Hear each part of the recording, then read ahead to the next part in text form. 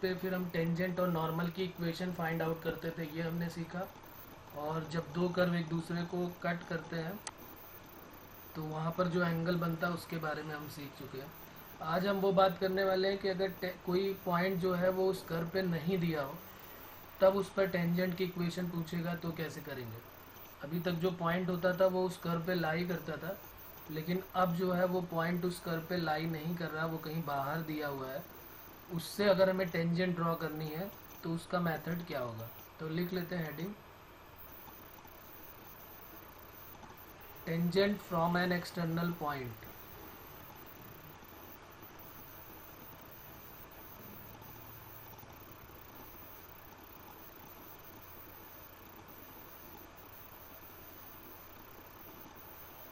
हमें एक कर्व दिया होगा y equal to F X, कोई कर्व होगा, और ये कोई पॉइंट होगा यहाँ पर, ये टेंजेंट का कोई पॉइंट हो गया, और एक एक्सटर्नल पॉइंट कोई यहाँ पर दिया होगा, और ये हमको टेंजेंट ड्रॉ करनी है इस पर। इस तरीके से कुछ कर लेते हैं, ये हमारी टेंजेंट हो जाएगी। यहीं से ड्रॉ करता हूँ ये। तो ये कोई पॉइंट P जो हम लोग हमेशा लेट करते थे, उसके कोऑर्डिनेट x1 y1, ये तो हम लेट करेंगे। और ये जो Q पॉइंट है ये गिवन पॉइंट होगा, और इसका नाम रख लेते हैं x2 y2। ये हमको गिवन होगा। तो क्या क्या गिवन होगा इसमें, एक कर्व हमको गिवन होगा, लेट अ गिवन कर्व, एक गिवन कर्व होगा जिसकी इक्वेशन हो जाएगी y equal to F X, ठीक है। और एक कोई पॉइंट Q गिवन होगा, Q point and x2 comma y2 इसके कोऑर्डिनेट होंगे, ये भी गिवन होगा, जो इस कर्व पे लाई नहीं करेगा। हम लोग चेक भी कर सकते हैं, ये Q को x और y की जगह पे कर्व में पुट करेंगे तो चेक हो जाएगा कि Q पॉइंट जो है वो एक्सटर्नल पॉइंट है, and Q be an external point.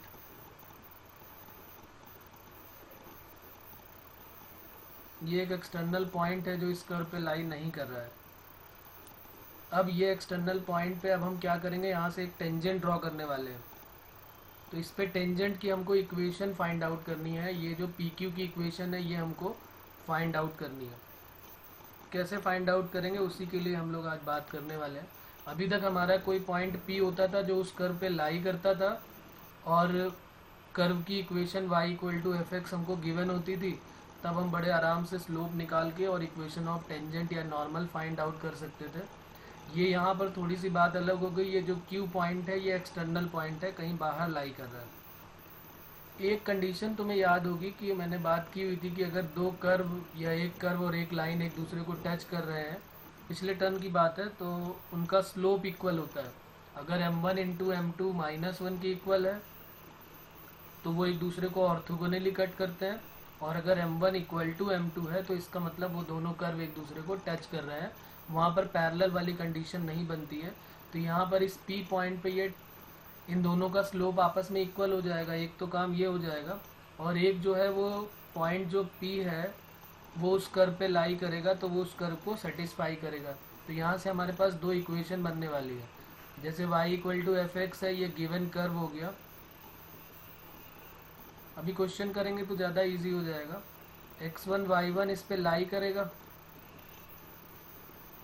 तो इसलिए x1 y1 इसको सेटिस्फाई करेगा, ये x1 y1 में एक इक्वेशन बन जाएगी। उसके बाद दूसरा क्या होगा, स्लोप जो है अगर इस कर्व का निकालेंगे, डिफ्रेंशिएट करेंगे इसको विद रिस्पेक्ट टू x, तो dy बाई डी एक्स की वैल्यू आ जाएगी, और ये हो जाएगा एफ डैश एक्स। और एट पॉइंट x1 y1 भी हम निकाल लेते हैं यहाँ पर, क्योंकि हमें x1 y1 पे तो हम निकालते थे हमेशा से ही, तो ये एफ डैश x1 हो जाएगा।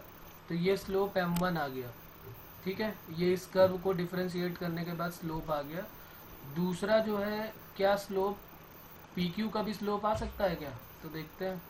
स्लोप ऑफ पी क्यू का स्लोप क्या होगा, m इक्वल टू फॉर्मूला हो जाएगा, दो पॉइंट है ना हमारे पास, y2 minus y1 upon x2 minus x1।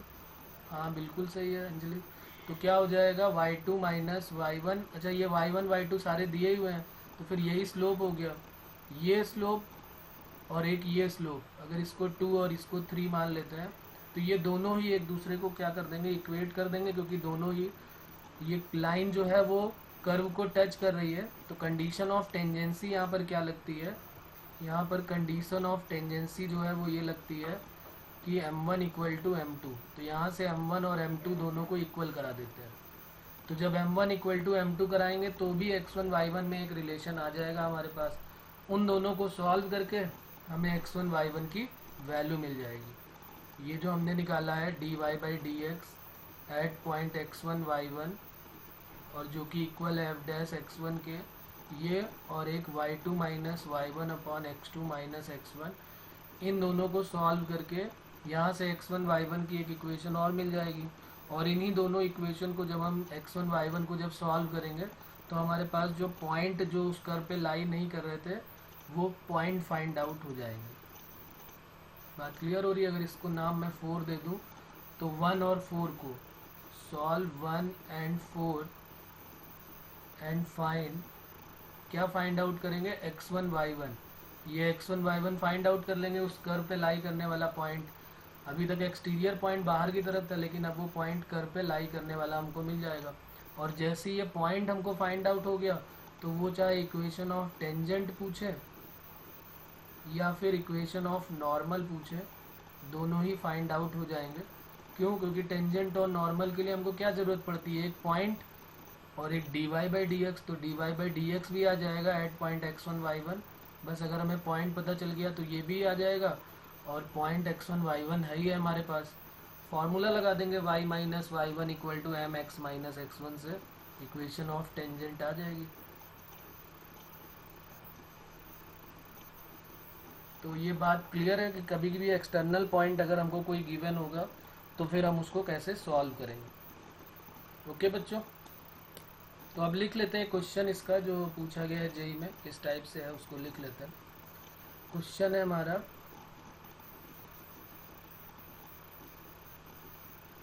Find the equation of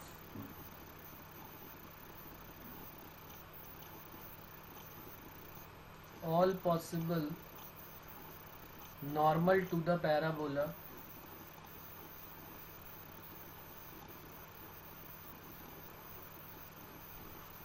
और पैराबोला की इक्वेशन गिवन है X square equal to 4y drawn from the point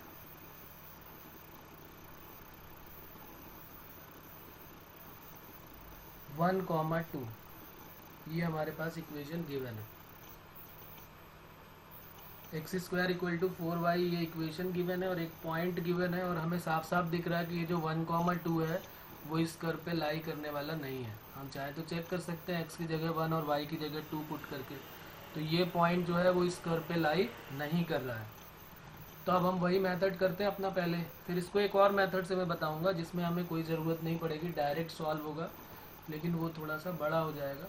बाकी और कुछ नहीं, ईजी वो भी है, ऐसा कुछ खास नहीं है। करो जरा तुम लोग करो, देखो। अच्छा, एक और ध्यान रखना है कि ये तो पॉइंट Q हो गया, P पॉइंट के कोऑर्डिनेट हम क्या करेंगे, x1 और y1 ना लेट करें, कुछ ऐसा लेट कर लें जिससे हमारा इजीली कैलकुलेट हो जाए, क्योंकि ये पॉइंट इस कर्व पे लाई करेंगे। तो अगर हमने x1 y1 लेट किए तो इसको सेटिस्फाई भी करेंगे। अगर ये x1 y1 सेटिस्फाई कर रहे हैं तो x1 स्क्वायर इक्वल टू क्या हो जाएगा, 4y1। तो y1 की वैल्यू क्या हो जाएगी, x1 स्क्वायर अपॉन 4। यहाँ से हमको एक ही अननोन लेट करना पड़ेगा कि अगर हमने x1 को लेट कर लिया कि वो h है, x1 की वैल्यू h है, तो y1 कितना हो जाएगा, y1 इक्वल टू लिखा हुआ है x1 स्क्वायर अपॉन 2, तो यानी ये कितना होने वाला है, h स्क्वायर अपॉन 2। तो ये थोड़ा सा यहाँ दिमाग लगाएं और इसको जो है थोड़ा एक ही वेरिएबल में कर लें।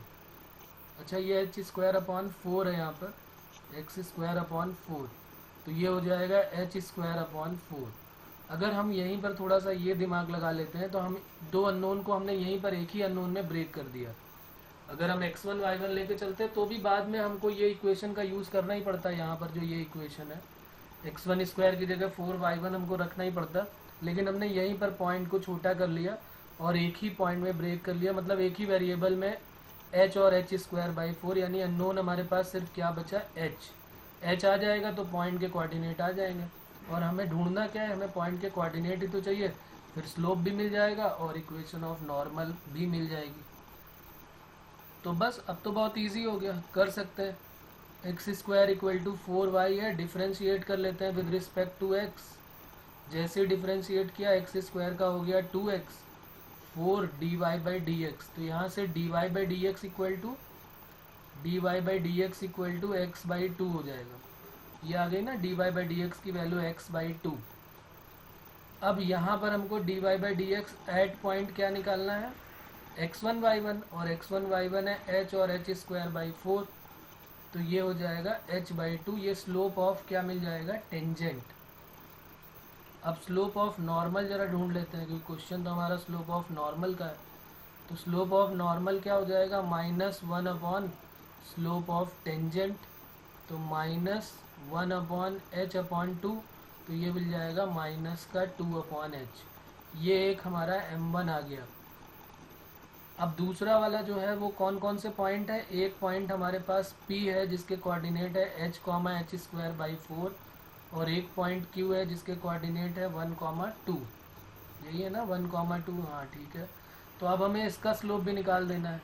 m इक्वल टू इसका क्या हो जाएगा, ये x1 y1 सपोज कर लेते हैं और ये x2 y2। तो y2 minus y1 upon x2 minus x1, 1 minus h। और ये जो m1 है ये किसकी इक्वल हो जाएगा, m2 जो है वो m1 की इक्वल हो जाएगा। अच्छा आंसर आ रहा है, चेक करो, रीचेक करो, कुछ तो गड़बड़ है अभी। अंजलि चेक करो थोड़ा सा और, कुछ अभी गड़बड़ है इसमें। तो ये हो गया m1 और m2 को जब इक्वल किया तो ये हो गया 2 minus h²/4 upon 1 minus h equal to m1 की वैल्यू -2/h। क्रॉस मल्टीप्लाई कर देते हैं इसका, क्रॉस मल्टीप्लाई। तो माइनस नहीं, यहाँ पर माइनस को इधर ही रखते हैं, 2h minus h³/4 equal to -2 और प्लस 2h। तो ये 2h कट हो गया, तो h³ की वैल्यू आ गई 8। तो h की वैल्यू यहाँ से क्या आ जाएगी, 2। और h की वैल्यू 2 हो गई तो पॉइंट के कोऑर्डिनेट हमको, जो P पॉइंट था उसके कोऑर्डिनेट थे h,h²/4। तो ये मिल जाएंगे 2,2² यानी 4/4। तो ये 1 हो गया। यहाँ पर बात क्लियर है ना, h की जगह पे 2 पुट कर देंगे तो 2² यानी कि 4/4। तो पॉइंट हमको पता चल गया। स्लोप भी हमको ऊपर पता है, ये देखो लिखा हुआ है स्लोप ऑफ नॉर्मल, ये लिखा है ना slope of normal -2/h। h की जगह पे जैसे ही तुम यहाँ पे 2 रखोगे तो स्लोप ऑफ नॉर्मल क्या मिल गया, स्लोप ऑफ नॉर्मल मिल गया -2/h। और h की जगह पे 2 रख देंगे तो 2/2 तो 1। तो स्लोप ऑफ नॉर्मल भी पता चल गया। अब स्लोप ऑफ नॉर्मल भी पता चल गया तो इक्वेशन ऑफ नॉर्मल आ जाएगी। ओके, इक्वेशन ऑफ नॉर्मल अब क्या आ जाएगी, y माइनस y1, ये x1 ये y1, y minus 1 equal to m x minus x1। तो ये हो गया -x प्लस 2, तो y माइनस 1, तो x plus Y equal to 3 आएगा। ये 2x plus Y equal to 3 आएगा। देखो चेक करो, x plus Y plus 3 equal to 0 नहीं, x plus Y equal to 3 आएगा, या फिर -3 इक्वल टू 0। तो ठीक है, नोट कर लो बेटा कहाँ से प्रॉब्लम है।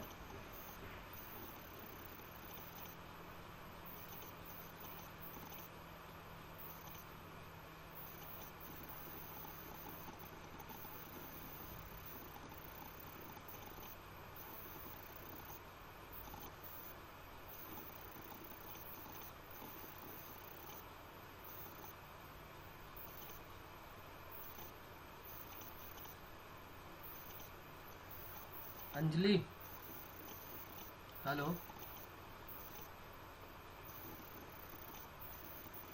हेलो। हाँ ठीक है, तुम्हारा 1,2 वो तो पॉइंट जो है वो गिवन पॉइंट है, जो एक्सटर्नल पॉइंट है ना। हमारे पास जो पॉइंट आया है वो 2,1 आएगा ना बाद में भी। हाँ ओके हाँ ओके बेटा, हाँ हाँ।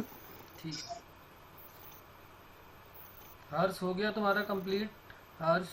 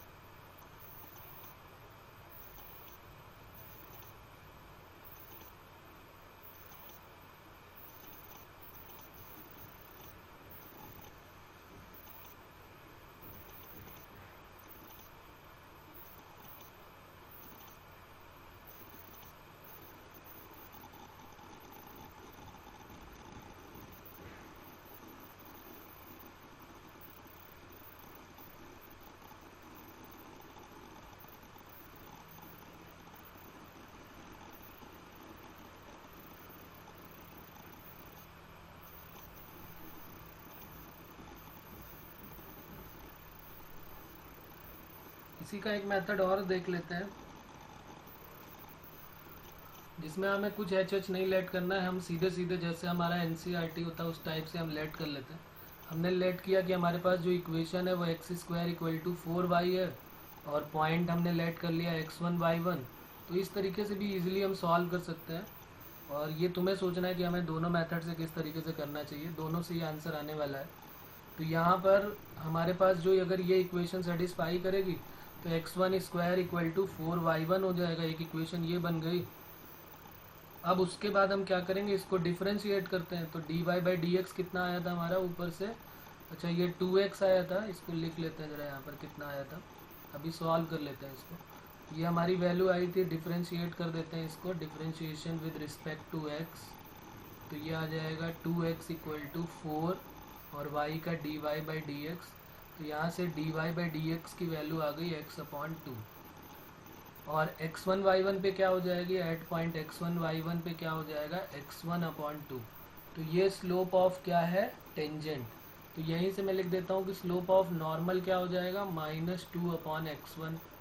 अब हम क्या करते हैं, इक्वेशन ऑफ नॉर्मल निकाल लेते हैं, ठीक है ना। वो सब स्लोप व्लोप इक्वल नहीं करते हैं, डायरेक्ट मेथड है ये, इसको भी समझ लेते हैं, ईजी है। और जो तुम्हें ईजी लगे उसी से तुम्हें सॉल्व करना है। इक्वेशन ऑफ नॉर्मल क्या होता है, y minus Y one equal to M normal into X minus X one. Y minus Y one equal to M into X minus X one. तो यहाँ पर क्या हो जाएगा, y minus Y one equal to -2/x1 into X minus X one. ये equation आ गई हमारे पास। अब ये जो नॉर्मल है ये किस पॉइंट से पास करता है, उसमें लिखा हुआ है कि नॉर्मल पासेस थ्रू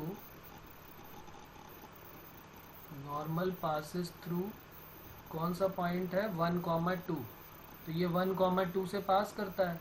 तो इसमें हम x और y की जगह पे 1,2 पुट करेंगे, ना कि x1 y1 पे। तो x की वैल्यू 1 और y की वैल्यू 2 यहाँ पुट कर देते हैं। तो y की वैल्यू 2 पुट करेंगे तो 2 minus Y one equal to minus का 2/x1 into X minus one. Cross multiply कर देते हैं यहाँ पे, या इसका डायरेक्ट मल्टीप्लाई कर दो, अंदर ले जाओ इसको। तो ये क्या बनने वाला है यहाँ पर, इसको सॉल्व कर लेते हैं। 2 minus Y one equal to -2/x1। Bracket में 1 माइनस x1 आएगा। हाँ बिल्कुल सही है, बिल्कुल सही बात है, यहाँ पे 1 माइनस x1 ही आएगा।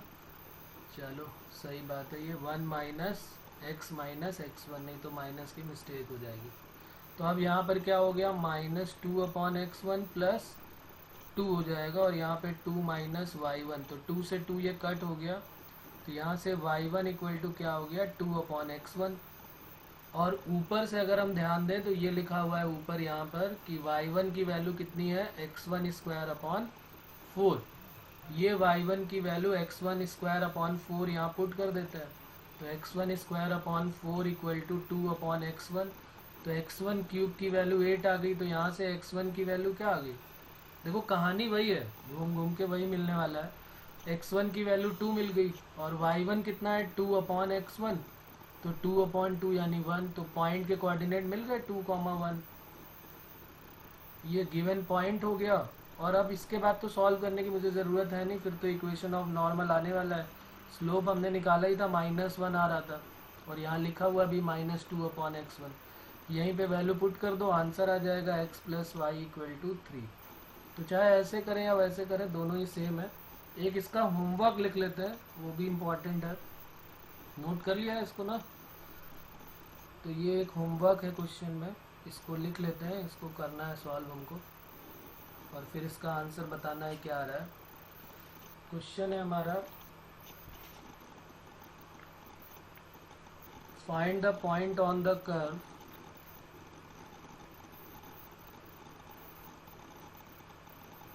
Find the point on the curve, और एक कर्व दिया हुआ है वेयर टेंजेंट, ऐसे लिख लेते हैं, where tangent, find the point on the curve where tangent to the curve, tangent to the curve Y square minus 2x cube minus 4y plus 8 equal to 0 passes through the point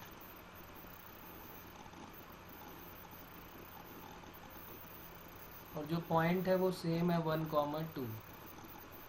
ये हमारा question है,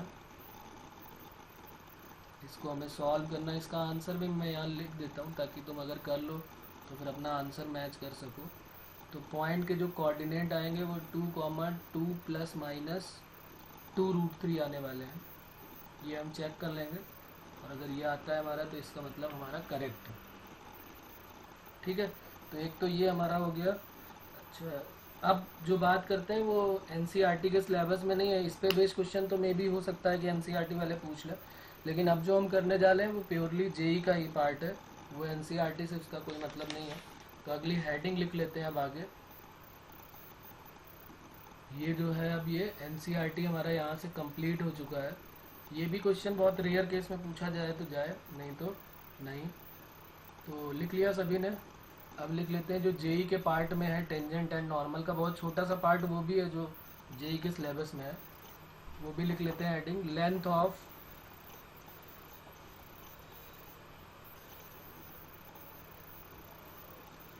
of tangent, और ये length of tangent भी हम 11 में पढ़ चुके हैं, लेकिन अब ये कुछ दूसरे तरीके से हम पढ़ेंगे। Length of tangent, length of normals, सब टेंजेंट,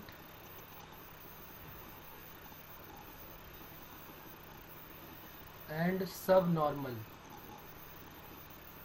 ये चार चीज़ों की लेंथ निकालना हम इसमें सीखेंगे। इक्वेशन तो हमें पता ही है, लेंथ इक्वेशन नॉर्मल की और इक्वेशन टेंजेंट की पता है।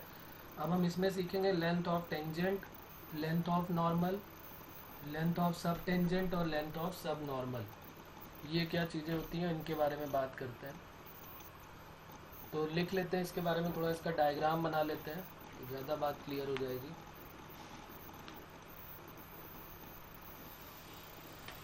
तो एक कर्व लेट कर लेते हैं, हमने लेट कर लिया। एक कर्व है y equal to F X. Let the given curve, एक कर्व लेट कर लिया y equal to F X and given point जो है जो उस कर्व पे लाई कर रहा है, गिवन पॉइंट भी x, y। हम इसको x1 y1 भी लेट कर सकते हैं, x और y भी लेट कर सकते हैं, कोई प्रॉब्लम नहीं है, कोई भी पॉइंट लेट कर लो। अब हमें क्या करना है, यहाँ पर एक लेंथ ऑफ टेंजेंट और लेंथ ऑफ सब टेंजेंट क्या होती है इसके बारे में बात करेंगे, और फिर उसके बाद लेंथ ऑफ नॉर्मल और ये सब नॉर्मल क्या है इसके बारे में भी बात करेंगे। तो एक डायग्राम बना लेते हैं कि लेंथ ऑफ टेंजेंट का क्या डायग्राम होगा, किस तरीके से उसको लिखेंगे। तो एक डायग्राम बनाते हैं, पहले एक्स और वाई एक्सिस को बुला लेते हैं और उसके बाद आगे का काम करते हैं।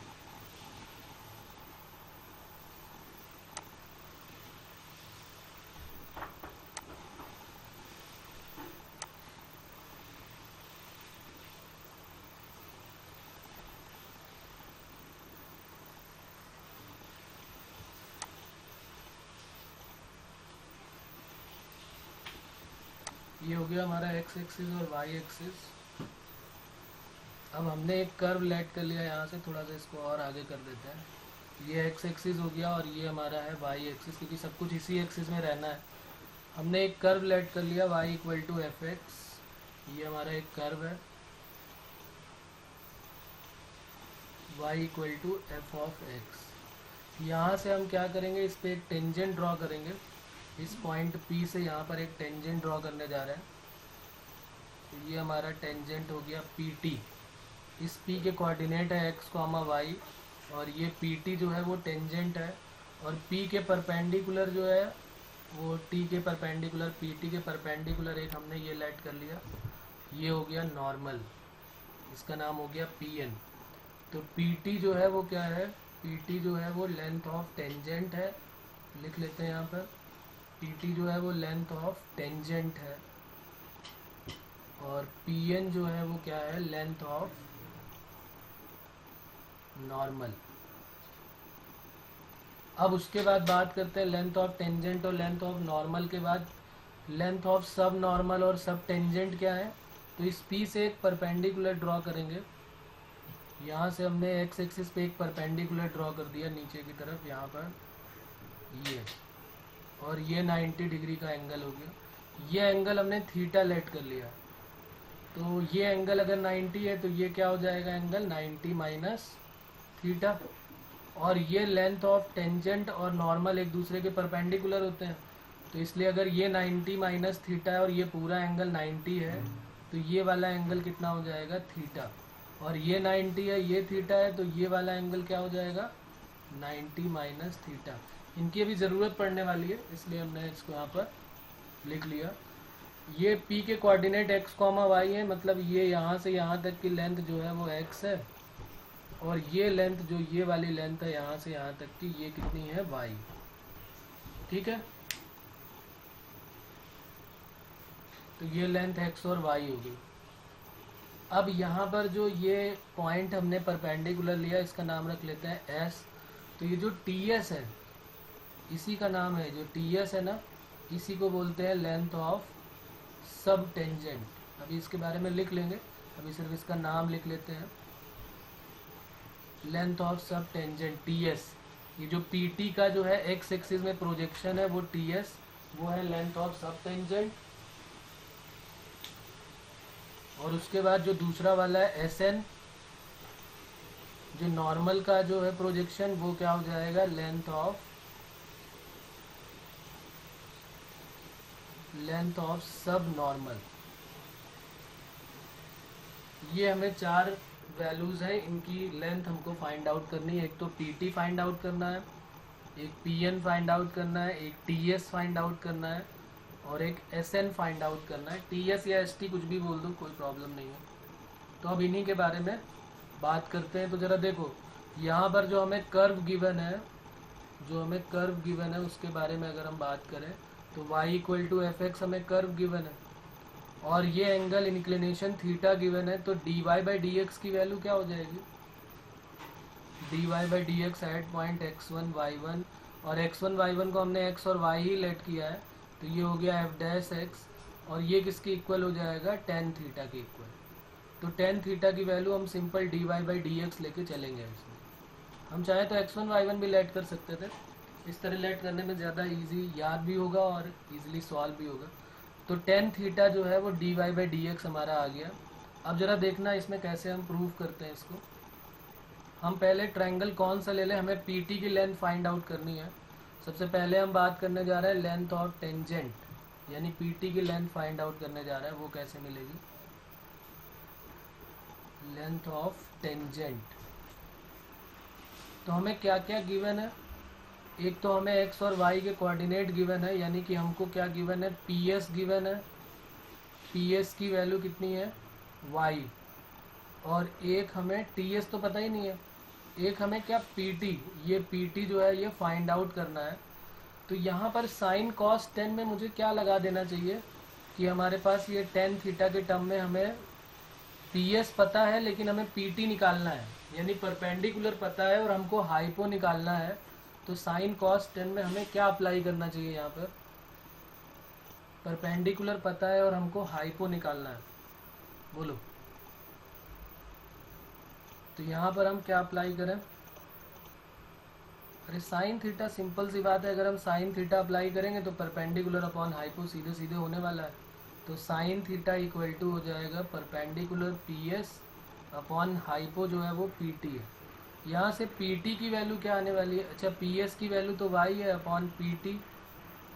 तो यहाँ से अगर हम बात करें कि pt की वैल्यू जो हमें चाहिए तो वो हो जाएगी y अपॉन साइन थीटा, या इसको हम क्या लिख सकते हैं, y कॉसेक थीटा। तो बस यही हमारा जो है फॉर्मूला बन गया कि लेंथ ऑफ टेंजेंट जो pt है वो क्या हो जाएगा, मॉडुलस के अंदर y कॉसेक थीटा।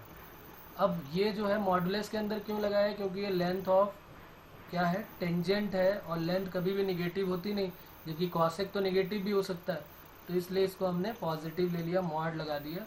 अभी ये ख़त्म नहीं हुआ है, यहाँ पर कॉसेक की वैल्यू तो हमें पता नहीं, हमें तो 10 की पता है। तो कॉसेक को हम लिख सकते हैं √1 प्लस कॉट स्क्वायर थीटा, ये फॉर्मूला हमने 10th क्लास में पढ़ा है। तो ये y हो गया, और √1 प्लस कॉट, अगर tan theta dy by D X है तो यहीं लिख देता हूँ, कॉट थीटा क्या हो जाएगा, dx बाई dy। तो 1 प्लस ये हो जाएगा dx अपॉन dy का होल स्क्वायर। तो ये हमारा मेन फार्मूला जो है, जो कि हमें तो थीटा के बारे में नहीं आइडिया होगा, हमें कर्व दिया होगा, तो मेन फार्मूला हमारा यही होगा y into D under root 1 plus D x by D Y का होल स्क्वायर। ठीक है, तो ये हो गया हमारा लेंथ ऑफ टेंजेंट। अब जरा लेंथ ऑफ सब टेंजेंट के बारे में लिख लेते हैं कि लेंथ ऑफ सब टेंजेंट क्या होगी। तो length of sub tangent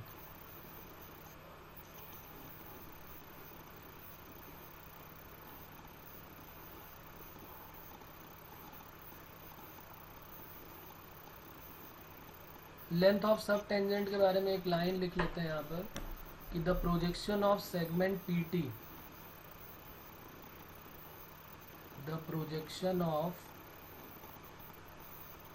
segment PT along x axis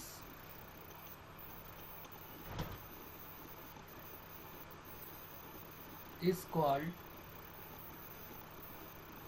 subtangent।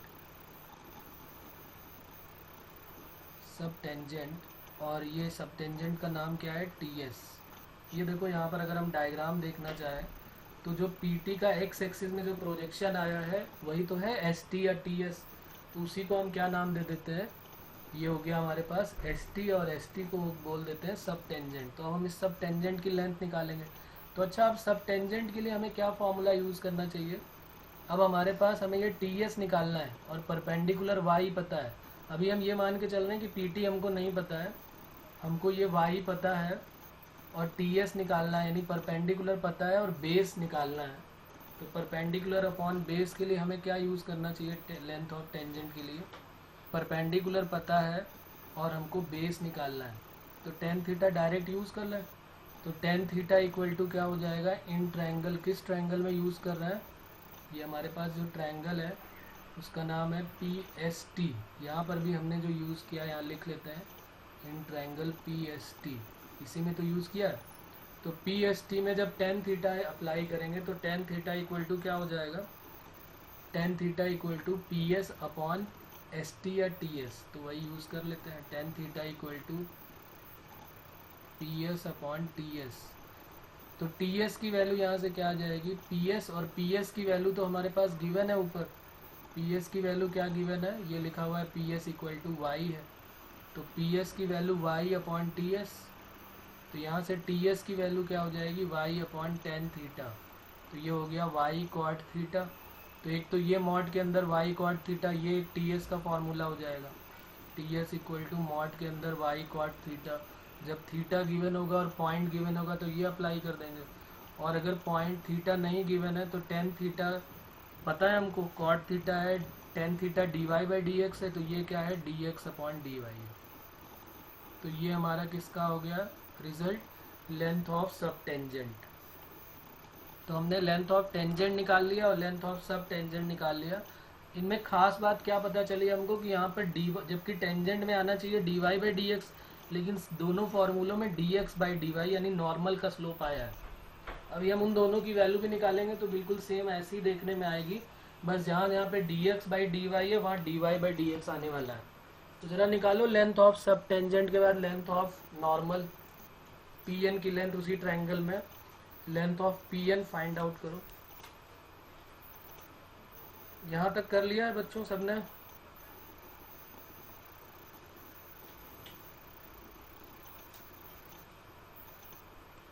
करो जल्दी करो, इसका फिर आंसर निकालते हैं लेंथ ऑफ नॉर्मल का और सब नॉर्मल का जल्दी से। तो चलो लिखते हैं फिर लेंथ ऑफ नॉर्मल क्या होगा, तीसरा हो जाएगा हमारा लेंथ ऑफ नॉर्मल।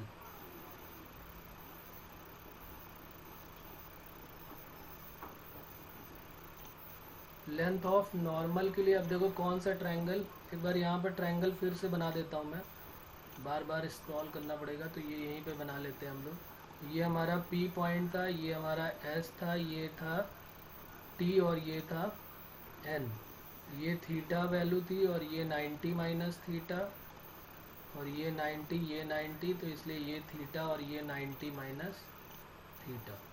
तो अब जरा बताओ, और ये PS की वैल्यू हमको पता थी कि PS की वैल्यू y है और टी एस नहीं पता, इसके कोऑर्डिनेट एक्स कॉमा वाई थे, ये ओरिजिन से इस तरीके से था।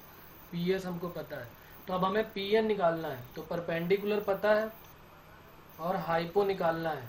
कौन सा ट्रायंगल यूज़ किया जाए? In triangle P S N.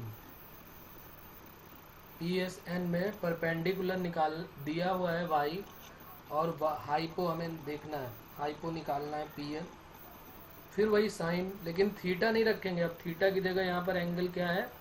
90 minus theta. तो साइन थीटा इक्वल टू, और थीटा की जगह 90 माइनस थीटा, ये हो गया इसके सामने परपेंडिकुलर पी एस और upon hypo P N. Sine 90 minus theta क्या होता है? Cos theta equal to P S की वैल्यू है वाई अपॉन पी एन। तो अब हमें पी एन निकालना है, तो P N equal to mod के अंदर क्या आ जाएगा? वाई, अच्छा अपॉन में कॉस आएगा तो ऊपर जाके क्या बन जाएगा? सेक। तो ये वाई सेक थीटा, अगर थीटा गिवन है तो ये हो जाएगा। और अगर मान लिया थीटा नहीं गिवन है, एक्स और Y D x by D Y given है, तो सेक स्क्वायर इक्वल टू क्या होता है? 1 प्लस टेन स्क्वायर थीटा। तो Y into under root 1 plus tan theta की वैल्यू क्या हो जाएगी? D Y by D X whole square. तो ये हमारा पी एन का रिजल्ट आ जाएगा, लेंथ ऑफ नॉर्मल। तो देखो बिल्कुल सेम है, बस वहाँ पर y इंटू क्या है? Under root 1 plus D x by D Y है का होल स्क्वायर है। यहाँ पर अगर हम ध्यान दें तो ये लिखा हुआ है y into under root 1 plus D x by D Y का होल स्क्वायर। मतलब जहाँ टेंजेंट का स्लोप आना चाहिए वहाँ नॉर्मल आ रहा है, और जहाँ नॉर्मल का स्लोप आना चाहिए वहाँ टेंजेंट आ रहा है। फॉर्मूला देखने में बिल्कुल सेम है और वही वैल्यू देने वाले हैं, बस D Y by D X कहाँ रखना है और D x by D Y कहाँ रखना है वो याद रखना आपका काम है।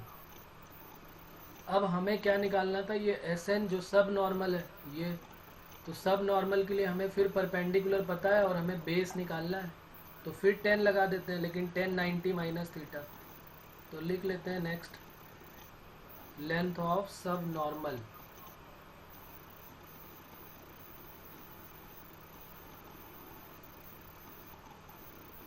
तो लेंथ ऑफ सब नॉर्मल क्या हो जाएगा यहाँ पर? 10, वही ट्रायंगल ले रहे हैं, in triangle P S N, 10 theta, 10 और थीटा की जगह तो 90 माइनस थीटा आने वाला है। एक बार डायग्राम भी देख लेते हैं। थीटा की जगह पे 90 माइनस थीटा आएगा, तो 10 90 minus theta equal to P S upon S N, क्योंकि अब हमें एस एन की ज़रूरत है। तो P S upon S N, तो 10 90 minus theta cot theta, P S की वैल्यू वाई, और एस एन जो है वही तो है length of sub normal S N. तो एस एन की वैल्यू क्या हो जाएगी? वाई अपॉन कॉट थीटा, यानी ये हो जाएगी वाई टेन थीटा। तो ये जो मॉडुलस हम लगा देते हैं, इसका मतलब हमें इसकी अगर नेगेटिव वैल्यू भी आती है तो हमें नेगेटिव कंसीडर नहीं करनी है, क्योंकि ये क्या है? पॉजिटिव वैल्यू देने वाला है, ये लेंथ है। और इसी को अगर हम और थोड़ा लिखना चाहें तो टेन थीटा की वैल्यू क्या है? D Y by D x. तो ये y into d Y by D x. तो ये हमने चारों देख लिए, length of tangent, length of sub tangent, length of normal और लेंथ ऑफ सब नॉर्मल। अब बताओ इसमें किसी को कोई प्रॉब्लम है? नहीं तो फिर इस पे बेस्ड क्वेश्चन करते हैं साथ में। है कोई प्रॉब्लम इसमें बच्चों? कहीं पर कोई डाउट है क्या? यस और no?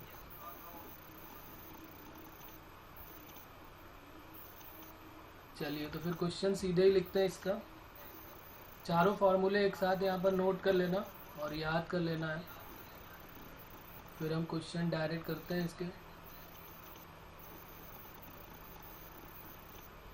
Question number 1,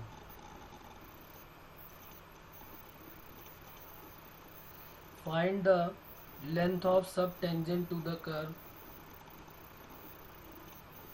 find the length of sub tangent to the curve y equal to e to the power x upon a। इसका आंसर बताना है। Find the length of sub tangent to the curve. Sub tangent का length का formula हमको बताना है। पहले तो सब टेंजेंट की लेंथ क्या होती है? तो वो होती है y d x by D y. मैंने बोला ना जब टेंजेंट आता है तो d x by D y आएगा, और जब नॉर्मल आता है तो d Y by D x आ जाएगा। तो लेंथ ऑफ सब टेंजेंट का मतलब हमें क्या फाइंड आउट करना है, ये लेंथ ऑफ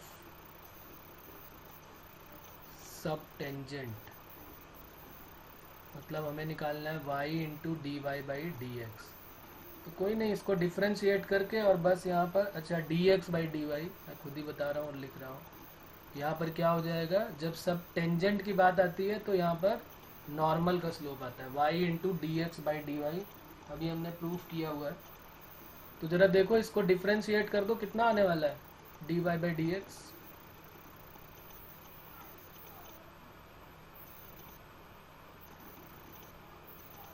आया किसी का आंसर, क्या आ रहा है? बोलो बच्चों।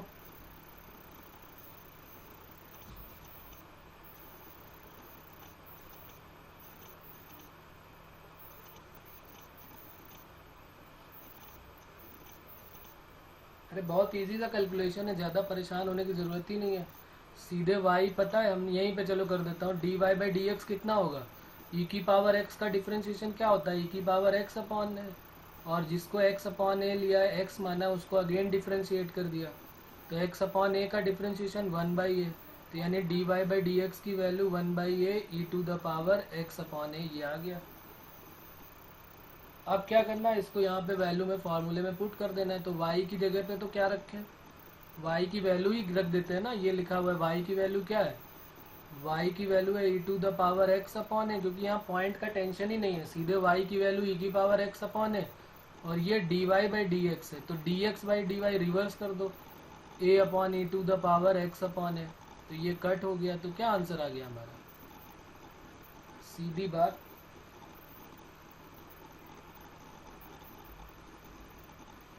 Okay Disha.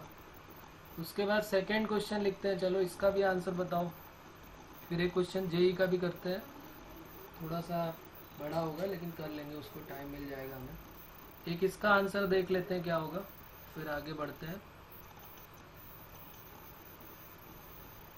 Determine P such that the length of subtangent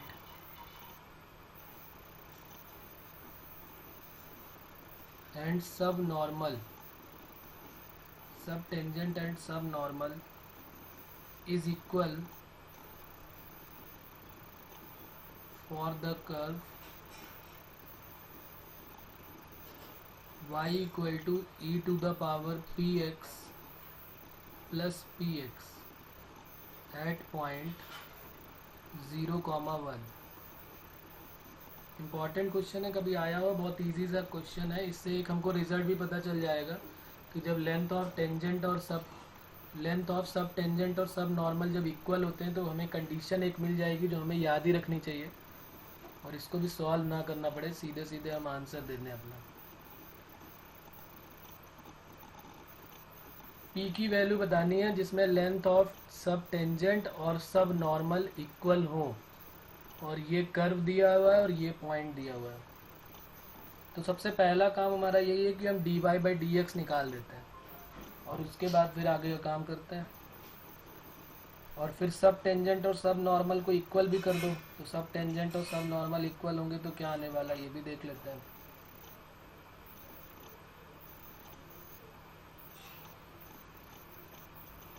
तो यहाँ पर y गिवन है e टू द पावर, निकालो ज़रा, कुछ लोग निकाले, आंसर बताएं p की वैल्यू क्या आ रही है, फिर आगे बढ़ते हैं।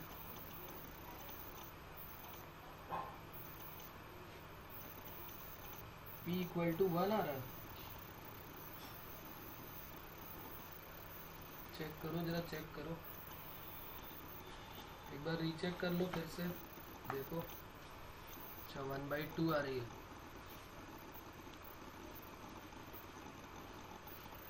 1/2 नहीं, प्लस माइनस 1/2 बोलेंगे इसको, क्योंकि दोनों ही वैल्यू पॉसिबल होंगे। e to the power px का p हो जाएगा, और px का भी p होने वाला है।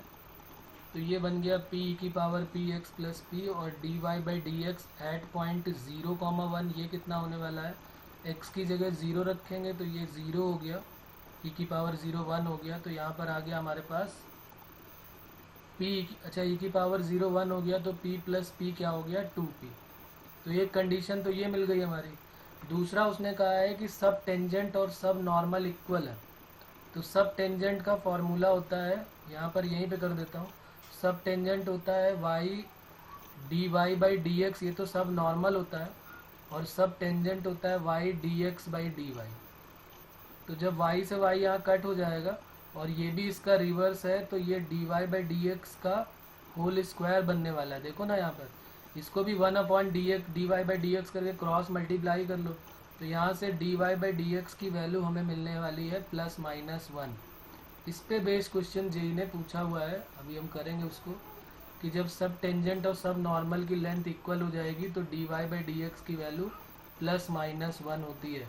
ध्यान रखेंगे इसका, हमें करना नहीं पड़े दोबारा, कि सब टेंजेंट और अगर सब टेंजेंट और सब नॉर्मल अगर इक्वल है तो d Y by D x की वैल्यू +-1 होती है। अब यहाँ से एक d Y by D x ये आया और एक ये आया है, दोनों को इक्वल करा देते हैं, तो 2p = +-1, तो p की वैल्यू क्या आ गई +-1/2। ये हमारा आंसर हो गया, बात खत्म। अब बोलो इसमें किसी को कोई प्रॉब्लम है तो, और अगर नहीं प्रॉब्लम है तो एक क्वेश्चन लिख लेते हैं थर्ड, इसी सब टेंजेंट सब नॉर्मल पे जो जेई में पूछा गया है, लिख लेते हैं। The length of sub normal is equal to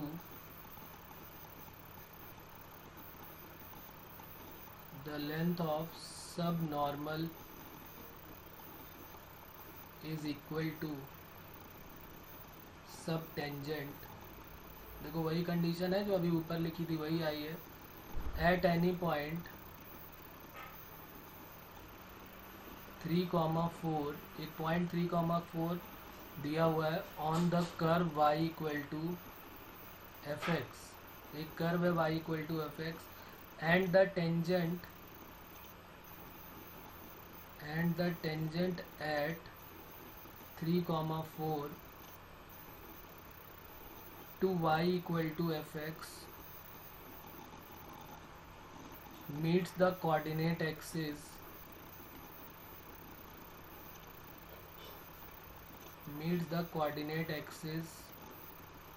at a and b, capital A and capital B, then maximum area of triangle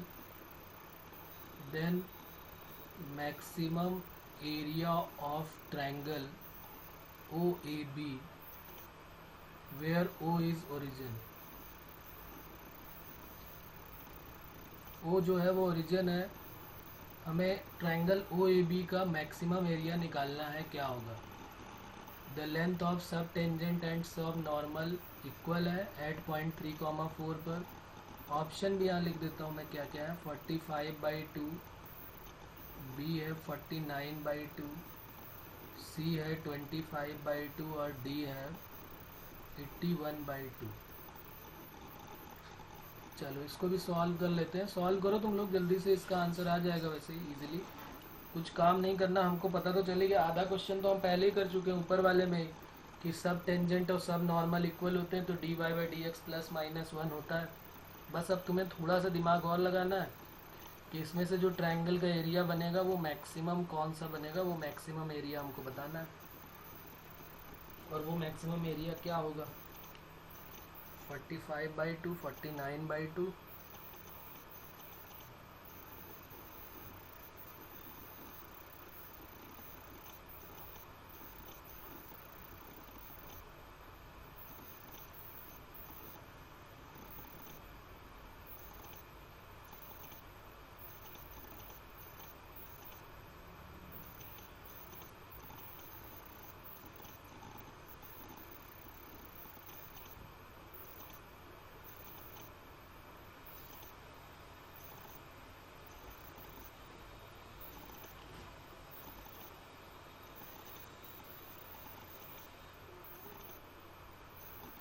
D को थोड़ा सा मैं चेंज कर देता हूँ, 1/2 कर देता हूँ। चलो अब बताओ कौन सा होगा।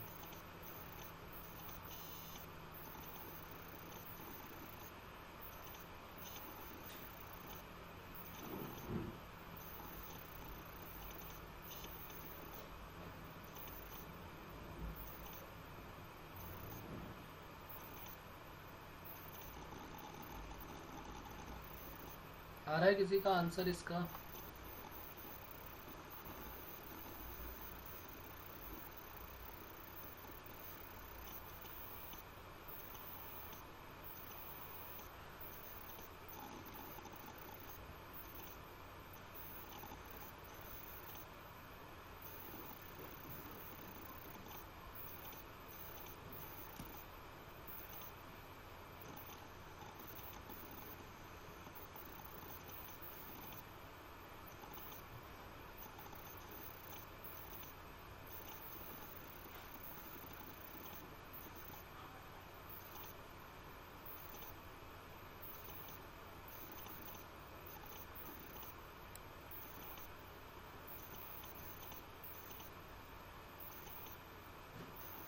फोर्टी 49/2।